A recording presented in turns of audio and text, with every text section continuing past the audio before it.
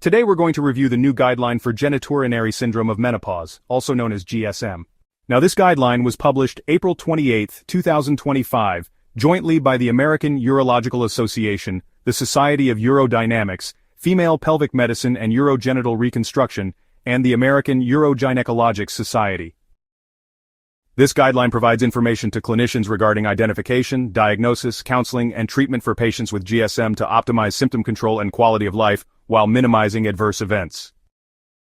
For this guideline, when sufficient evidence existed, the body of evidence for a particular treatment was assigned a strength rating of A, high, B, moderate, or C, low, for support of strong, moderate, or conditional recommendations. In the absence of sufficient evidence, additional information is provided as clinical principles and expert opinions. There are 26 recommendations in this guideline, so let's get started.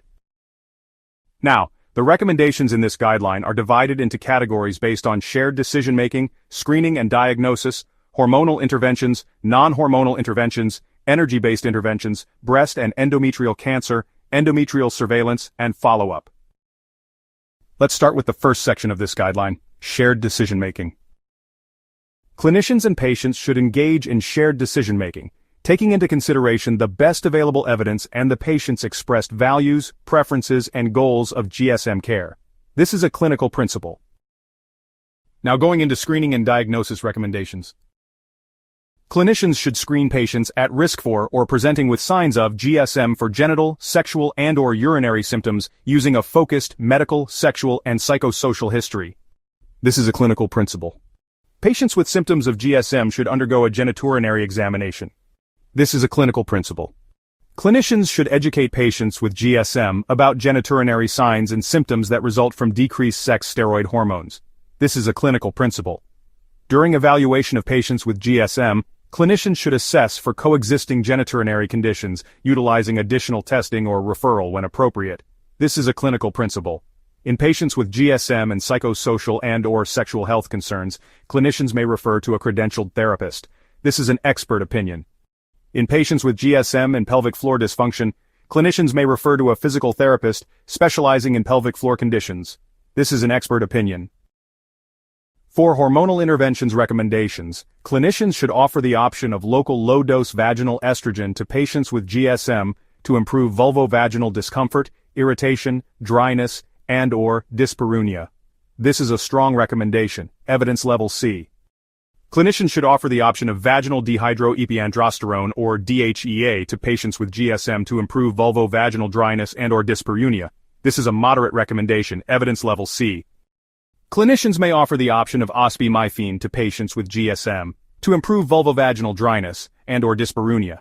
This is a conditional recommendation, evidence level C. In patients with GSM who are on systemic estrogen therapy, clinicians should offer the option of local low-dose vaginal estrogen or vaginal DHEA. This is an expert opinion.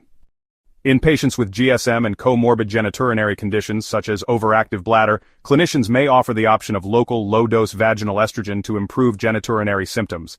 This is an expert opinion. In patients with GSM and recurrent urinary tract infections, clinicians should recommend local low-dose vaginal estrogen to reduce the risk for future urinary tract infections. This is a moderate recommendation, evidence level B. As for non-hormonal interventions, recommendations are as follows. Clinicians should recommend the use of vaginal moisturizers and/or lubricants, either alone or in combination with other therapies, to improve vaginal dryness and/or dyspareunia in patients with GSM. This is a moderate recommendation, evidence level C. Clinicians should counsel patients that the evidence does not support the use of alternative supplements in the treatment of GSM. This is an expert opinion. Clinicians should counsel patients to avoid vulvovaginal irritants and/or cleansers, which may exacerbate the signs and symptoms of GSM. This is an expert opinion. Now going into energy-based interventions recommendations. Clinicians should counsel patients that the evidence does not support the use of CO2 laser, ERYAG laser, or radiofrequency in the treatment of GSM-related vulvovaginal dryness, vulvovaginal discomfort, or irritation, dysuria, quality of life, change in bothersome symptoms, satisfaction with treatment, or dyspareunia. This is a moderate recommendation, evidence level C. In the context of shared decision-making, and with the disclosure that these therapies are considered experimental outside of clinical trials, Clinicians may consider CO2 laser treatment in patients who are not candidates for or prefer alternatives to FDA-approved treatments for GSM-related vulvovaginal dryness, vulvovaginal discomfort or irritation, dysuria, and/or dyspareunia. This is an expert opinion.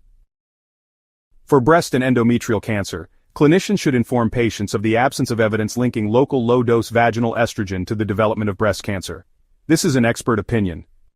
For patients with GSM who have a personal history of breast cancer, clinicians may recommend local low-dose vaginal estrogen in the context of multidisciplinary shared decision-making.